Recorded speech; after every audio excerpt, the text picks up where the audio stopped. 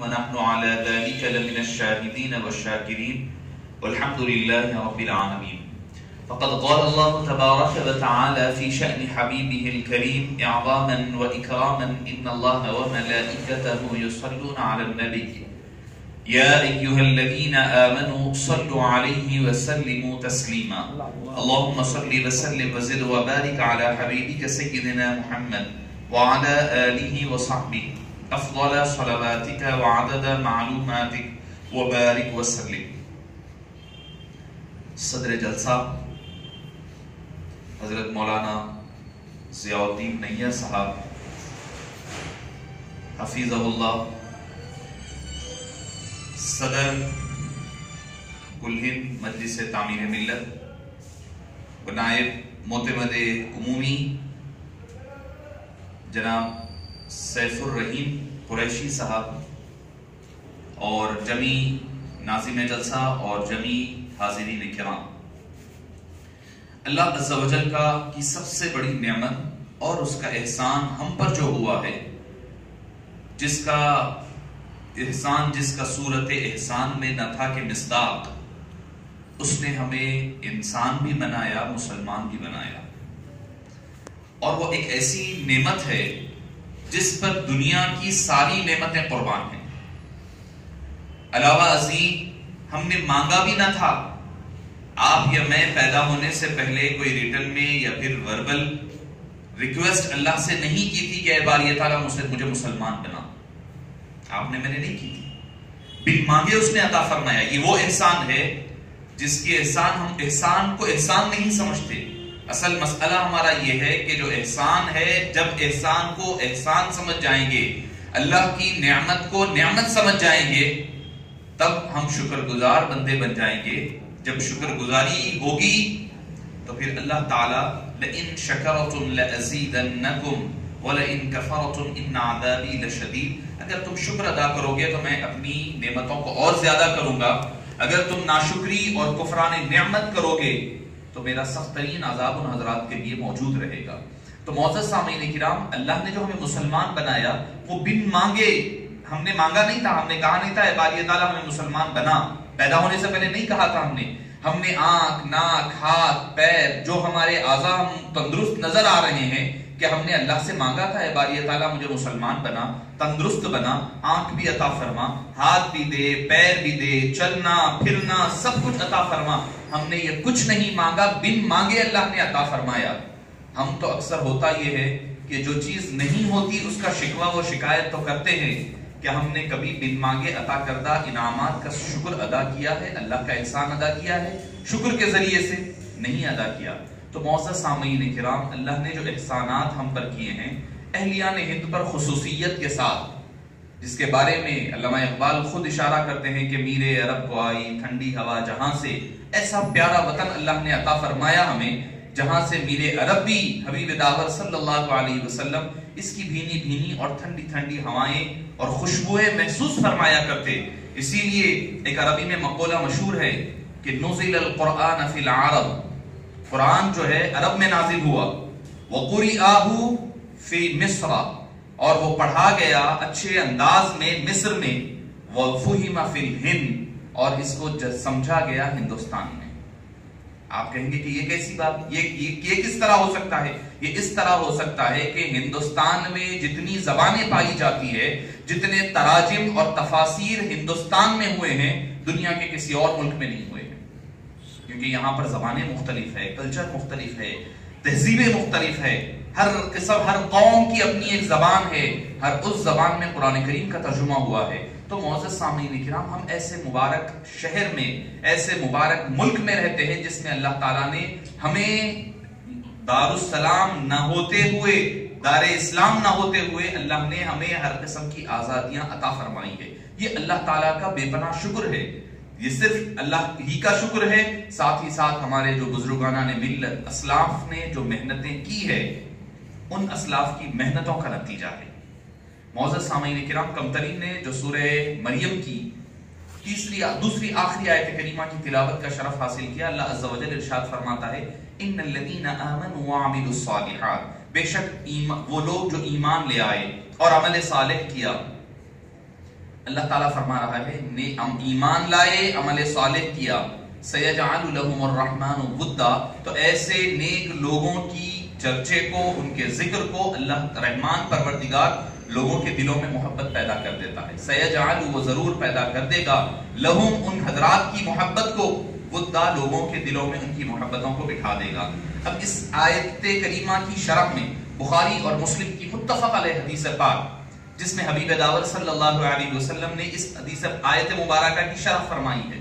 حدیث پاک کیا ہے کہ جب اللہ تعالیٰ کسی، حدیث قدسی ہے، جب اللہ تعالیٰ کسی بندے مومن سے محبت فرماتا ہے تو اللہ تعالیٰ جبریل امین علیہ السلام کو بلاتا ہے اور فرماتا ہے کہ اے جبریل علیہ السلام، فلاں بندے سے میں محبت کرتا ہوں، فلاں بندے سے میرا تعلق ہے، محبت ہے، لہٰذا تم بھی اس بندے سے محبت کرو. اللہ کی محبت اس بندے کو نصیب ہوتی ہے. اللہ کے بعد جبریل امین اس بندے مومن سے محبت کرنے لگتے ہیں. پھر جبریل امین ملائے اعلیٰ کے آسمان کے فرشتوں میں یہ ندا پھیلا دیتے ہیں کہ اللہ تعالیٰ یحب اللہ فلانا و فلانا، اللہ اس فلاں بندے سے محبت فرماتا ہے اور مجھے بھی حکم دیا ہے کہ میں بھی اس سے محبت کروں. تو ملائے اعلیٰ کے فرشتے اس سے محبت کرنے لگتے ہیں. پھر ملائے اعلیٰ کے فرشتے جب زمینی کے فرشتوں سے ملاقات کرتے ہیں، ان کا جب انٹریکشن ہوتا ہے، اس وقت دونوں کہتے ہیں کہ بھئی اللہ تعالیٰ، جبریل امین اور کل ملائکہ آسمان کے اس فلاں بندے کے، فلاں علاقے کے فلاں بندے سے محبت کرتا ہے اور ہمیں بھی حکم ہے کہ ہم بھی محبت کریں. تو زمین کے فرشتے اس سے محبت کرنے لگتے ہیں اور پھر اس بندے مومن کی محبت کو عام مومنین کے دلوں میں بٹھا دیتے ہیں. تو معزز سامعین کرام، آج ہم یہاں پر حضرت خواجہ معین الدین چشتی اجمیری علیہ الرحمہ کے ذکر کرنے کے لیے، ان کی خدمات، ان کا مقام علمی اور دینی تبلیغ اسلام میں ان کا کیا کردار ہے، اس پر ہم گفتگو کرنے بیٹھے ہیں. کیوں کر رہے ہیں؟ میں نے تو ملا نہیں ہے، آپ بھی نہیں ملے ہیں حضرت سے، کوئی میرا خاندانی تعلق اور واسطہ بھی نہیں ہے. ہوتا یہ ہے کہ میرے دادا کے اوپر کی اگر میں کسی کی بات کروں، اللہ ماشاءاللہ کہہ رہا ہوں، کہ ہمیں نام تک بھی نہیں معلوم رہتا، وہ کب پیدا ہوئے، کہاں پیدا ہوئے، کیا کرتے تھے، کیسے کرتے تھے، ہمیں نہیں پتا ہے. اپنے رشتہ داروں کے بارے میں آپ سے پوچھ لیا جائے کہ آپ کے نانی کے والد کا نام کیا تھا، میں سمجھتا ہوں کہ اللہ ماشاءاللہ کوئی بتا سکے. میں خود نہیں بتا پاؤں گا. حقیقت ہے، یہ حقیقت بیانی ہے. آدمی اپنے خون کے رشتوں کے 2 پیڑھی اوپر کے رشتوں کو یاد نہیں رکھتا. مگر کیا بات ہے کہ 700-800 سال کے قریب کم و بیش گزر چکے ہیں، اس کے باوجود آپ کا ذکر کر رہے ہیں، آپ کی یاد، آپ کے کردار کا ذکر کر رہے ہیں. تو معزز سامعین کرام، جو قرآن کی آیت اور حدیث پاک میں نے سنانے کی سعادت حاصل کی، اس کی روشنی میں ہمیں یہ پتا چلتا ہے یہ اللہ تعالیٰ کے منتخب اور مقرب بندے رہے، جن کی محبت کو اللہ تعالیٰ نے فرشتوں کے ذریعے سے ہمارے دلوں میں جاگزی فرمایا ہے. بخاری اور مسلم کی حدیث پاک ہے تو پتا چلتا ہے، تبھی جا کر کے ہم ان کو یاد کر رہے ہیں. ان کا تاریخ ولادت بھی پتا ہے، وفات کہاں ہوئی، کہاں پیدا ہوئے، کیسے سفر ہوا، کیسے تبلیغ ہوئی. ہم اپنے 3 پیڑھی اوپر کا یاد نہیں رکھتے، تو 700 سال کے بعد کا یاد رکھ رہے ہیں.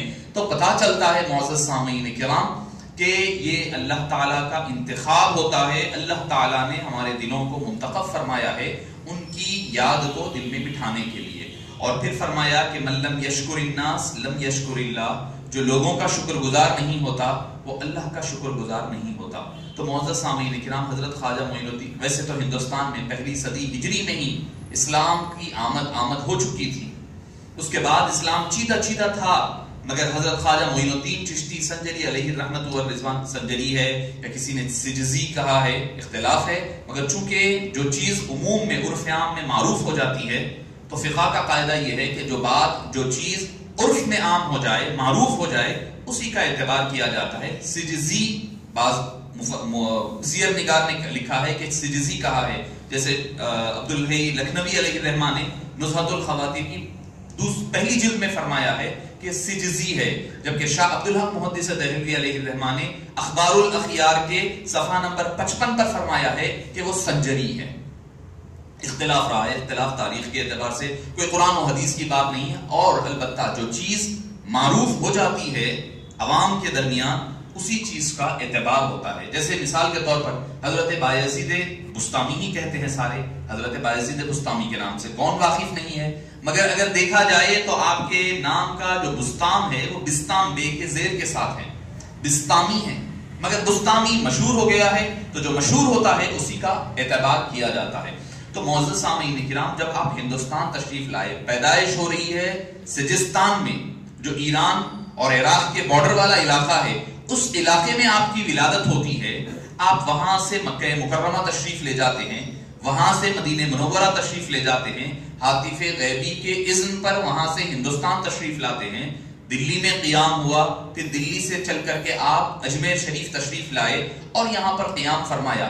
آپ سوچئے کہ آپ پیدا ہوئے ہیں سجستان میں، جہاں اردو نہیں بولی جاتی، اردو تو تھی بھی نہیں اس وقت، جو بھی یہاں کی سنسکرت یا جو مارواڑی کی جو زبان تھی وہ زبان بولی جاتی تھی، آپ کو یہاں کی زبان نہیں آتی تھی۔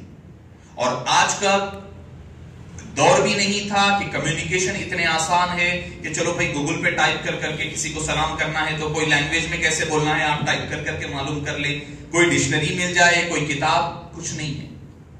زبان نہ یہ ان کی زبان جانتے تھے نہ وہ ان کی زبان جانتے تھے، پھر آپ کمیونیکیشن کیسے کرتے تھے؟ آپ کے تبلیغ اسلام کی یہ بنیاد ہے، اور میں سمجھتا ہوں کہ صدر محترم کی اجازت سے کہ موجودہ دور میں، اس پرفتن دور میں، یہی سب سے آسان اور سب سے مؤثر ہتھیار ہوگا ہمارے لیے تبلیغ دین حنیف کے معاملے میں۔ وہ کیا ہے؟ وہ تھی آپ نہ ان کی زبان جانتے نہ وہ آپ کی زبان جانتے، مگر ایک زبان تھی جو دونوں کے درمیان کامن تھی، وہ تھی محبت کی بولی۔ محبت کی بولی تھی، پیار اور محبت کی گفتگو تھی، جو حضرت خواجہ صاحب فرماتے تو جو لوگ جن کو اپنے مذہب والے بازو بٹھانا پسند نہیں کرتے، جو نچلے طبقے کے، نچلی ذات کے لوگ کہہ کر کے ان کو اپنے ساتھ بٹھانا تو دور کی بات ہے، اپنے گھروں پر ان کا سایہ پڑھنا بھی گوارا نہ کرتے، خواجہ صاحب ان کو اپنے ہاتھ سے دست مبارک سے ان کو کھانا کھلایا کرتے، ان کے بال درست کیا کرتے، ان کے آنسو پہنچا کرتے، غریبوں کی، بیواؤں کی، مجبوروں کی، لاچاروں کی فریاد رسی کیا کرتے۔ یوں ہی لوگوں نے انہیں غریب نواز نہیں کہا ہے، وہ غریبوں کے ساتھ محبت کرنے والے، غریبوں کے ساتھ اٹھنے بیٹھنے والے، جن کو کوئی زمانہ اپنا نہ کہے ان کو اپنا بنانے والا کارنامہ حضرت خواجہ صاحب نے فرمایا ہے۔ تبلیغ دین حنیف کی آپ کی جو اساس تھی، جو بنیاد تھی، سب سے بڑی یہی اساس ہے، وہ ہے پیار اور محبت اور بھائی چارگی کی بولی، کہ یہی سب سے بڑی بولی ہے۔ معزز سامعین کرام، لب شیریں تو ملک گیری کہا جاتا ہے کہ اگر آپ کی لب اچھے ہیں، بات اچھی ہے، گفتگو میٹھی ہے، گفتگو میں مٹھاس ہے، چاشنی ہے، تو یاد رکھیں کہ بڑے سے بڑا بادشاہ ہو، بڑے سے بڑا کوئی ہو، وہ آپ کے آگے جھکتا ہوا نظر آئے گا۔ اور یہی کردار حبیب داور صلی اللہ علیہ وسلم کی حیات مبارکہ میں بدرجہ اتم پایا جاتا ہے۔ محبت فاتح عالم جہاد زندگانی میں ہے یہ مردوں کی شمشیر، یہی تو شمشیریں ہیں، یقین محکم عمل پہم محبت فاتح عالم۔ یہی علامہ اقبال کی جو مصرع اولا ہے، یہ حضرت خواجہ صاحب کی زندگی کا سب سے بڑا ایم تھا، یقین محکم۔ آپ جو طے فرما لیتے اس میں محکم اس قدر مضبوط ہو جاتے، اس قدر یقین کے ساتھ آپ اس پر ثابت قدم ہو جاتے، پھر جو عمل ہوتا، عمل پہم، اس پر عمل کرتے ہی جاتے، یہ نہیں دیکھتے کہ زمانہ کیا کہہ رہا ہوگا، زمانہ پتھر مارے گا۔ آپ یہ نہ سمجھیں کہ آسانی کے ساتھ وقت گزر گیا ہوگا، کوئی پلٹ کر نہیں آیا ہوگا، ہر چیز کرامتوں سے بدل گئی ہوگی، نہیں۔ معاف فرمانا، میں پہلے تو صدر تعمیر ملت کو اور تمامی مجلس تعمیر ملت کے احباب کو دل کی گہرائیوں سے مبارکباد دیتا ہوں کہ اس موضوع پر انہوں نے اس ٹاپک کے تحت حضرت خواجہ صاحب کی زندگی کو سامنے لانے کا ارادہ کیا اور مضبوط ارادے کے ساتھ اس پر عمل بھی فرمایا، کیونکہ حضرت خواجہ صاحب کے معاملے میں یہ ہوا ہے کہ ایک طبقے نے ان کو صوفی کہہ کر کے چھوڑ دیا، ایک طبقے نے صرف صوفی کہہ کر کے ان کو مکمل طور پر ترک کر دیا، دوسرے طبقے نے کیا کیا کہ آپ کی کرامات اور پھر نیاز و ذکر و نیاز کی حد تک آپ کو محدود کر دیا، آپ کی تعلیمات، آپ کا جو اصل مشن تھا وہ کہیں پر مفقود ہو گیا ہے، کہیں پر گم ہو گیا ہے۔ میں مبارکباد دوں گا کہ تعمیر ملت کے جمیع ذمہ داران کو کہ انہوں نے ایسے موضوع پر جہاں پر مجمع البحرین لا کر کے ملایا جائے، جہاں پر آپ کی تعلیمات بھی آ جائے، آپ کی حیات بھی شامل ہو جائے، ان دونوں چیزوں کو یہاں پر جمع فرمایا ہے۔ معزز سامعین کرام، ایسا نہیں ہے کہ آسانی کے ساتھ گزر گئے ہوں گے، نہیں انہیں پتھروں پہ چل کر اگر آ سکو تو آؤ، میرے گھر کے راستے میں کوئی کہکشاں نہیں ہے. یہ پتھروں پر گزرنے کا راستہ ہے، یہ مشکلات پر گزرنے کا راستہ، گزر کر آگے بڑھنے کا راستہ ہے. ایسے ہی نہیں کہ بس اٹھ گئے، آگے ہو گیا، ختم، سارے لوگ ایمان لا لیے. نہیں، مشکلات ہوئی ہے، ہر لمحہ مشکل ہوتی، ہر قدم ایک نئی افتاد ہوتی، مگر وہ ثابت قدمی کے ساتھ، یقین محکم، عمل پہم، محبت فاتح عالم، جہاد زندگانی میں ہے یہ مردوں کی شمشیریں. یہ اسوہ اور یہ کردار حضرت خواجہ صاحب علیہ الرحمہ کا تھا. کئی منازل آئی، کئی مشکلات کا سامنا کرنا پڑا، آپ نے ثابت قدمی کے ساتھ اس کے اوپر ڈٹے. محبت، جواب پتھر کا جواب بھی دیتے تو مسکرا کر دیا کرتے. وہ جو مکی دور تھا حبیب داور صلی اللہ علیہ وسلم کا، وہ مکی دور کو خواجہ اجمیری نے اختیار کیا. کچھ وقت گزرا، مدنی دور کا آغاز ہو گیا. مکی دور بڑی مشکلات سے گزرا ہے، ہم جانتے ہیں. مکی دور میں پتھر بھی برسائے جا رہے ہیں، کانٹیاں بھی بچھائی جا رہی ہیں، صحابہ کرام کی شہادتیں بھی ہو رہی ہے، قید و بند کی صعوبتیں بھی برداشت کی جا رہی ہے. مگر اس کے باوجود حبیب داور صلی اللہ علیہ وسلم کسی کے خلاف ہتھیار نہ اٹھاتے ہوئے اللہ سے تعلق جوڑے ہوئے ہیں. اللہ سے رابطہ ہے، رابطہ مضبوط ہے، اور مومنین کا، صحابہ کرام کا بھی رابطہ مضبوط ہے. اب وہ اس کے ذریعے سے اللہ عز و جل کی دربار میں اپنے معروضے کو رکھتے جا رہے ہیں. ہوا یہ صبر کے ساتھ، تحمل کے ساتھ، بڑی حکمت عملی کے ساتھ، حکمت اور دانائی کے ساتھ حبیب داور صلی اللہ علیہ وسلم مکی دور میں چلے جا رہے ہیں. کچھ چیدہ چیدہ لوگ آتے جا رہے ہیں، وہ حقانیت کی بنیاد پر آ رہے ہیں. کوئی ہتھیار نہیں، کوئی جنگ نہیں، کوئی مار پیٹ نہیں، کوئی قتل و غارت گیری نہیں ہو رہی ہے. جب مکہ مکرمہ سے معاملہ ختم ہو کر کے مدینہ منورہ کی طرف رخ ہوتا ہے، اب وہاں پر آنے کے بعد ایک نئے دور کا آغاز ہوتا ہے. تو معزز سامعین کرام، خواجہ صاحب اجمیری علیہ الرحمہ نے جو ابتدا کا دور تھا وہ مکی دور کو اختیار فرمایا. مکی دور میں صبر کے ساتھ، احتیاط کے ساتھ، حکمت عملی کے ساتھ. آج وہ حکمت عملی کہیں ہمارے اندر مفقود ہو چکی ہے. ہم جوش اور جذبہ تو رکھتے ہیں کوئی کام کا، مگر ہمارا جوش جس تیزی کے ساتھ اٹھتا ہے اس سے زیادہ تیزی کے ساتھ وہ فوری ختم ہو جایا کرتا ہے. آج ہمیں ضرورت ہے خواجہ صاحب کی جو تبلیغ اسلام ہندوستان میں جو ہوا ہے، ایک تو پہلا کام یہ ہے کہ پہلی بنیاد تھی محبت. دوسری چیز تھی آپ کی تبلیغ کے معاملے میں استقامت. آپ کو ضرور اسی لیے حدیث پاک میں آتا ہے کہ زیادہ عبادت نوافل کا آغاز ایک دم کر دینا، کر کے ایک ہی دن میں، مثال کے طور پر ایک ہی دن میں آپ 100 رکعتیں پڑھ کر کے ٹھنڈے پڑ گئے، دوسرے دن فرض چھوٹ رہی ہے، تو فرمایا کہ یہ اللہ کے نزدیک مقبول نہیں ہے. اللہ کے نزدیک یہ متروک ہے، یہ ترک کر دی جائے گی، ہٹا دی جائے گی. البتہ اس کے یہ کہ تھوڑی ہو، مواظبت کے ساتھ ہو، کنٹینیویشن ہے، کنٹینیوٹی ہے، اس کے اندر آدمی ریگولر کر رہا ہے. مثال کے طور پر آپ نے 2 رکعت شروع کی ہے، چلو بھائی 2 رکعت نماز میں نفل ادا کروں، نفل تہجد کے طور پر آپ 2 رکعت ہر دن پڑھتے جا رہے ہیں. یہ بہتر ہے، یہ اللہ کے نزدیک زیادہ مقبول ہے، افضل ہے، الا یہ کہ آپ جو ہے ایک ہی دن اٹھ کر کے تہجد پڑھیں پھر دن بھر سوتے ہوئے گزار دیں. تو معزز سامعین کرام، استقامت ضروری ہے. آج ہمارے پاس استقامت کی کمی ہے. ہمارے پاس جوش میں اٹھیں گے کوئی بھی معاملہ ہو، ابھی تو ایسا ہو گیا ہے سوشل میڈیا کا دور کہ ہم فوری طور پر ایک غبارے کی طرح اٹھ رہے ہیں اور اس سے زیادہ تیزی کے ساتھ بیٹھ رہے ہیں. عمل کا رد عمل کا عمل ہو رہا ہے، فوری طور پر اٹھ کر کے بیٹھ رہے ہیں، اور ساری چیزیں بس فارمیلٹی کی بن گئی ہے.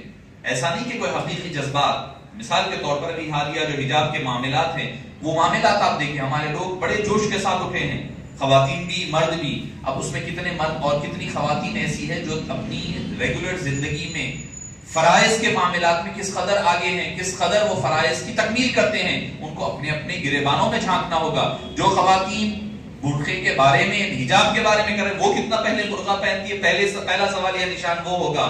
کتنی زندگیوں میں عملی طور پر آج ہو گیا یہ ہے کہ ہم سلیکٹیو بن گئے ہیں. یہ چیز مجھے پسند ہے تو میں اس کو کرنا اچھا بھی سمجھ رہا ہوں اور دوسروں سے ایکسپیکٹ بھی کر رہا ہوں کہ وہ یہی کرے. مجھے جو پسند ہے، مثال کے طور پر مجھے عمرہ کرنا پسند ہے، عمرے کے لیے جانا پسند ہے، تو میں سمجھ رہا ہوں یہی ایک نیکی ہے، اور دوسروں سے میں امید بھی کر رہا ہوں کہ سب وہی نیکی کریں گے.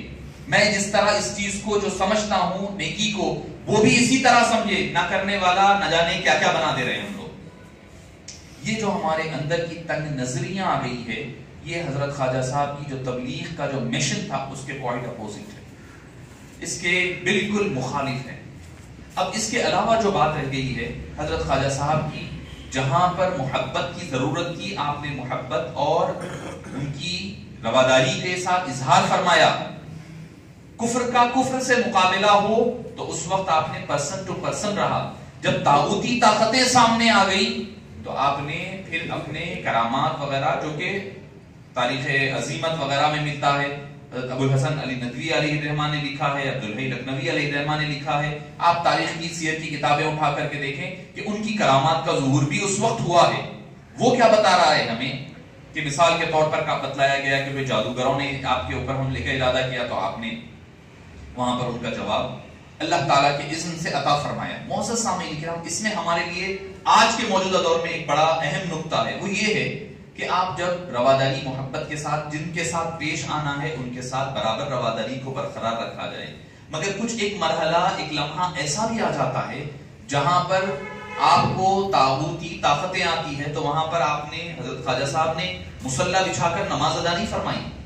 بھئی ٹھیک ہے، جادوگر آ گئے ہیں، حملہ آور ہو رہے ہیں، طاغوتی طاقتیں سامنے ہیں، آپ نے مصلی بچھا کر کے نماز پڑھنے کی بجائے وہاں پر اللہ تعالیٰ کی دی ہوئی طاقت کے اظہار کو اختیار فرمایا۔ تو ہمارے لیے جو مشن دیا ہے حضرت خواجہ سرکار علیہ الرحمہ نے وہ یہ ہے کہ جہاں پر دعا کی ضرورت ہے، جہاں پر نمازوں کی ضرورت ہے، جہاں محبت و رواداری کی ضرورت ہے وہاں پر محبت اور رواداری کا اظہار کیا جائے، مگر جہاں پر اپنے طاقت کے اظہار کی ضرورت ہے وہاں پر اس کا اظہار کرنا بھی ضروری ہے، ورنہ یہ کہ سامنے والا یہ نہ سمجھے کہ ان کے اندر طاقت ہی نہیں ہے، قوت ہی نہیں ہے۔ اس کی ایک آسان مثال عرض کر دوں کہ اگر میں میرے گھر میں بیٹھا ہوا ہوں، چور داخل ہو گیا ہے، چور آ گیا ہے گھر میں، آنے کے بعد وہ گھر میں میرے چوری کر رہا ہے، اب میں کیا کروں گا کہ بھئی چلو نہیں اللہ کو پکاروں گا، مصلی بچھا کر نہیں بیٹھوں گا، میں ڈنڈا لوں گا، ہتھیار لوں گا، اسے مقابلہ کروں گا، اسے روکنے کی کوشش کروں گا۔ میری بیوی بچے پر کوئی حملہ آور ہو رہا ہے، میرے اہل خانہ پر والدین پر کوئی حملہ آور ہو رہا ہے تو لازمی بات ہے میں وہاں مصلی ذکر و اذکار تسبیح لے کر نہیں بیٹھوں گا۔ تو پتہ کیا چلا، جہاں پر جس چیز کی جیسی ضرورت ہوتی ہے اس کو اختیار کرنا، یہ خواجہ سرکار علیہ الرحمت والرضوان کی حیات مبارکہ کا یہ ایک اہم ترین نقطہ ہے کہ آپ نے جہاں پر غریبوں کو، نچلی طبقات کے لوگوں کو محبت و مروت کے ساتھ پیش آئے، وہیں پر جب جادوگر اور وہاں کے جو بادشاہ رہے ہیں وہ حضرات آئے تو آپ نے ان کے مقابلے کے لیے عملی میدان میں بھی تشریف لایا ہے۔ یہ ایک جو فرق ہے حضرت خواجہ صاحب علیہ الرحمہ کی حیات مبارکہ تبلیغ دین حنیف کے ضمن میں۔ تو معزز سامعین کرام، کون ہے عبدالحی لکھنوی علیہ الرحمہ نے خود لکھا ہے کہ آپ کے جو سفر دلی سے جو اجمیر کا سفر ہے جس میں سبوں نہیں، ہزاروں نہیں بلکہ لاکھوں لوگوں نے تبلیغ دین حنیف کی بنیاد پر، نہ آپ نے اس میں کوئی خطاب فرمایا، نہ آپ نے اس میں کوئی تقریر و واعظ فرمایا، آپ کی محبت، آپ کی رواداری، آپ کی لوگوں کے ساتھ، کیونکہ اللہ حبیب پاک صلی اللہ علیہ وسلم نے حدیث پاک میں ارشاد فرمایا ہے کہ خیارکم الذین، پوچھا گیا کہ نیکوکار کون ہے، بہترین لوگ کون ہیں، پوچھا گیا اے اللہ کے حبیب صلی اللہ علیہ وسلم آپ ہی بہتر فرما دیں، آپ ہی بتا دیں، اللہ اور اللہ کے رسول بہتر جانتے ہیں۔ تب حبیب داور صلی اللہ علیہ وسلم نے ارشاد فرمایا خیارکم الذین اذا رؤوا ذکر اللہ، نیکوکار وہ لوگ ہیں، بہترین لوگ وہ ہیں جب ان کے چہروں کو دیکھا جائے تو اللہ یاد آ جائے۔ تو معزز سامعین کرام، آپ کا سفر ہو رہا ہے، میں نے کہا نا کہ زبان کوئی نہیں جانتے، ان کی زبان وہ نہیں جانتے، ان کی زبان وہ نہیں جانتے، مگر ایک بولی تھی جو محبت کی بولی تھی، جو حضرت خواجہ سرکار علیہ الرحمہ جانتے تھے اور جنہوں نے محبت کی بولی کے ذریعے سے اسلام کو پھیلایا ہے۔ کوئی بڑی جنگیں نہیں ہوئی، کوئی قتل و غارت گری نہیں ہوئی، ہاں انڈیویجولی جہاں پر معاملہ جادوگروں کے ساتھ پیش آیا وہاں پر آپ نے ان کا رد بلیغ فرمایا ہے۔ یقیناً یہ ہمارے لیے بھی ایک نصیحت کا ذریعہ ہے، ہمارے لیے بھی ایک پیغام ہے کہ دیکھو سب کے ساتھ محبتوں کے ساتھ پیش آؤ۔ تبلیغ کے لیے سب سے آسان ذریعہ قرآن کریم نے خود فرمایا ہے ادعو الی سبیل ربک بالحکمت والموعظہ، لوگوں کو اپنے پروردگار کی طرف دعوت دی جائے، حکمت کے ساتھ، موعظت کے ساتھ لوگوں کو سمجھاتے ہوئے بلایا جائے۔ یہی سب سے ہر دور میں کام آنے والی یہ تبلیغ کا طریقہ کار ہے، حکمت اور موعظت والا۔ ہاں جہاں پر ضرورت ہوتی ہے اللہ تعالیٰ نے وہاں پر اس کا سختی کا بھی ذکر فرمایا ہے۔ یا ایھا النبی جاہد الکفار والمنافقین واغلظ علیہم. مگر اگر آپ قرآن کریم کی ساری آیات کو جمع کر لیں، ساری آیات کریمہ کو جمع کر لیں، تو اس میں آپ کو نظر آئے گا کہ زیادہ تر چیزیں نرمی، مروت اور لوگوں کے ساتھ نرمی اور رفقت کے ساتھ پیش آنے کا حکم ملتا ہے قرآن کریم میں. تو معزز سامعین کرام، آج ضرورت ہماری اسی بات کی ہے. ہم اپنے اندر دست و گریباں ہیں، ہمیں ایک سے دوسرے سے لڑنے میں ہی ہمیں فرصت نہیں ہے. ہم ایک دوسرے کے ساتھ دست و گریباں، ایک دوسرے کے ساتھ لڑائی جھگڑے میں اس قدر الجھے ہوئے ہیں، ہمیں کیا پتا کہ باہر کیا ہو رہا ہے، باہر کون کیا کر رہا ہے، ہمیں کیا پتا ہے. ہمیں تو کسی کا کوئی پتا نہیں کہ کیا سازشیں ہو رہی ہے. مقامی سطح پر، ملکی سطح پر، انٹرنیشنل لیول پر ہمیں کوئی پتا نہیں ہے. بس ہم اپنی مستیوں میں مگن ہے. نعرے تو اچھے خاصے مارے کہ بے حجاب کے بارے میں، پھر رات میں آ کر کے وہی اپنا تماشا کہ شادی میں اسی دن دو جگہ شادی میں جانے کے لیے بندلہ گڑا راستے سے گزر رہا ہوں، کیا دیکھ رہا ہوں، پوری جس طرح غیروں میں پہلے باراتیں نکلا کرتی تھی، وہ بارات پوری دھوم دھڑاکے کے ساتھ پیچھے ماشاءاللہ سے خواتین بھی چل رہی ہے. اب برقع وہاں بھی کچھ دن میں اتر جائے گا، امید ہے یہی حالات جو بتا رہے ہیں. تو معزز سامعین کرام، ہم یہاں تو نعرے مار رہے ہیں کہ بھئی حجاب کے نعرے ماریں گے، پورے سوشل میڈیا پر اسٹیٹس پر اپنی حجاب کی باتیں رکھیں گے، اس لڑکی کی تعریفیں کریں گے، مگر جب شام ہوگی، جوش جیسے ٹھنڈا ہو جائے گا، پھر اپنی وہی انداز بے ڈھنگی کی طرف ہم چلے جائیں گے. تو پتا چلتا ہے کہ ہم من چاہی زندگی گزار رہے ہیں، رب چاہی زندگی نہیں گزار رہے ہیں. ہمیں چاہیے کہ رب چاہی زندگی گزاریں. رب چاہی زندگی جس وقت ہو جائے گی، اس وقت یاد رکھے کہ انقلاب ضرور آئے گا. اللہ تعالیٰ نے تو وعدہ فرمایا ہوا ہی ہے، وَلَا تَهِنُوا وَلَا تَحْزَنُوا وَأَنْتُمُ الْأَعْلَوْنَ إِن كُنتُم مُؤْمِنِينَ.